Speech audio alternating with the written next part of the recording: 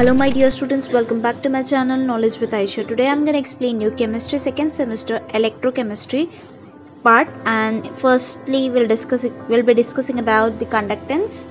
And what is conductance, students? Firstly, what is conductance means? It is nothing but the reciprocal of the resistance is called as conductance. Conductance is inversely proportional to resistance, which is denoted with capital, in which the conductance is denoted with capital C and resistance is denoted with capital R, where the units of resistance is ohm and C can be written as, that is conductance can be written as 1 by 2. So C is equals to 1 by ohm, which is equals to ohm inverse. 1 by ohm we are writing it as ohm inverse. So now the units for conductance becomes ohm inverse. This is the conductance topic. You can easily score 4 marks in the short bit if at all it comes. Okay, be prepared with this. The next topic I'll be explaining about the specific resistance or the resistivity, which is denoted with the rho symbol. Okay, so firstly, what is resistivity means? The resistance of the material of the unit length with unit area of cross section is called as resistance. So resistance that is denoted with capital R of the conductor is R is directly proportional to L by A, where L is equals to length and A is equals to cross section area.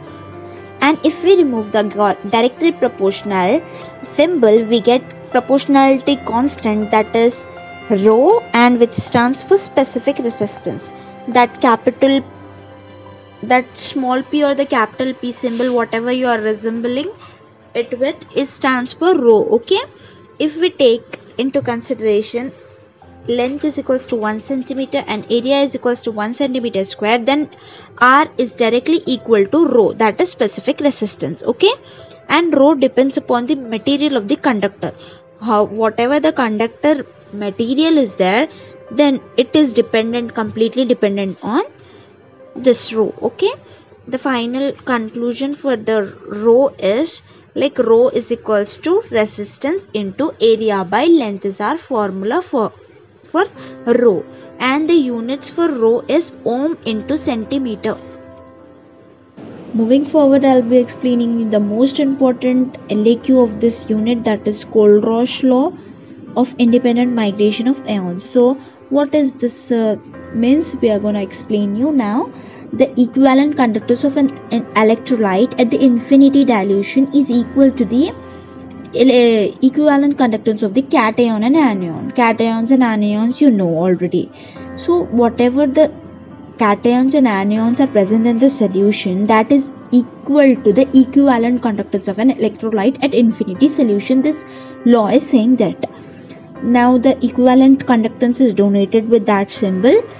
Then we are going to write infinity, which is equals to equivalent conductance of cation, that is denoted with small c, and anion, which is denoted with the capital A. Or else we can also write positive symbol as well as the negative symbol for cation and anion respectively. Okay, and this law is applicable for all the infinite dilution. Okay, now we are going to explain you the applications. There are total 5 applications of the Kohlrausch law. The first one is the calculation of the transport number. So what is this means? An equivalent conductance of an ion does not influence the other ions. So any of that, if any ion's equivalent conductance is not influencing the other ions, so none will be impacting the other ions. That is saying that, so it is independent migration of ions. They can independently migrate. Okay, equivalent conductance of an ion is directly proportional to the velocity of the ion. So velocity is directly proportional to the equivalent conductance. Okay, so if it directly proportional, if we remove the proportionality symbol, we get proportionality constant as K. Okay, and then according to the Kohlrausch law, what is it? Equivalent conductance as infinity is equal to the equivalent conductance of cation plus anion. So we are going to substitute it. In that we get a final formula as we get final formula as the equivalent conductance at infinity is equals to constant k will be coming out, and inside we get the velocity of the cation plus velocity of the anion. Then we are dividing our first equation with our third equation, and we get our fourth equation as velocity of the cation divided by velocity of cation plus anion. The cancellation is taking place and we get the fourth equation as this. Again in the fifth, what we are doing is we are taking the second equation and third equation and we are dividing it. The constant terminology, that is k, that is cancelled out, and we get velocity of anion by velocity of cation plus velocity of anion. But we already know that the velocity of cation divided by velocity of cation plus velocity of the anion, we get Tc, transport number. Tc stands for transport number. So same in the case of anion, that is velocity of the anion by velocity of the cation plus anion, we get transport number of the anion. So this is we are getting from the equation 4 and 5. Then we get on to our final conclusion, that is equivalent conductance of anion divided by equivalent conductance at infinity is equals to Tc, that is transport number of the cation. And same for anion respectively, that is equivalent conductance at anion divided by equivalent conductance at infinity is equals to transport number of anion. Okay, so we get our final formula as equivalent conductance of cation is equals to equivalent conductance at infinity into, that is transport number of the cation. Same is in the case of the anion, just the cation is replaced with the anion, that is C, small c is replaced with the small a. Okay, that's it. And one more thing is that in the sentence we have that equivalent conductance of the ion is equal to the product of the equivalent conductor at infinity and the transport number, as you can see in the formula as now well. we'll be discussing the second one, that is calculation of the equivalent conductance for weak electrolytes. So weak electrolytes also undergo a partial conization even at the higher concentration, students. So the equivalent conductance of the infinity can be calculated using this Kohlrausch law. So here an example is given in which the equivalent conductance of CH3COOH is calculated from the equivalent conductance of HCl, NaCl, CH3COO, Na. So these three are given here, which they have splitted. That is according to our Kohlrausch law, one is cation and one is anion. So example I am giving, HCl is split into H plus and Cl minus. Same is for NaCl and CH3COOH, COOH, Na. Okay. So this is what we have done. From the above equation we are gathering all three, then we are splitting it, and here it's a mistake. Actually it should be Cl minus. So here the Cl minus, positive Cl minus and negative Cl minus will get cancelled, and positive Na plus and negative Na plus will be cancelled out. So we get the final equation as this. That's it. You have to just understand it once. It's very easy, students.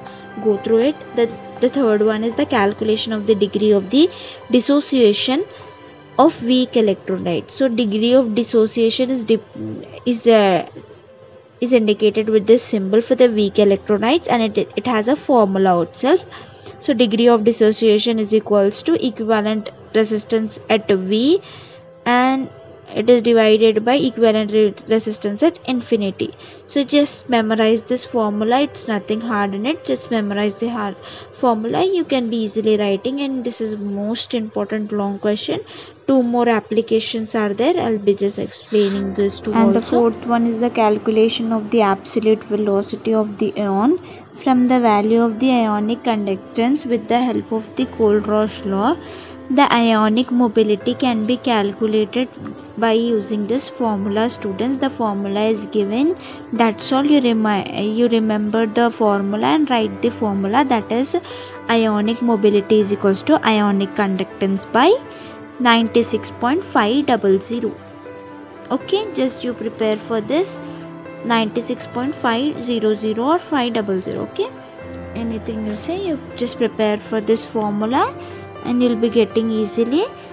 That's it. And the fifth one will be calculating of the solubility of the sparingly soluble salts. So what are the salts? Means the equivalent conductance of the sparingly soluble salts like AgCl, PbSO4. They can be calculated using this Kohlrausch law. Okay.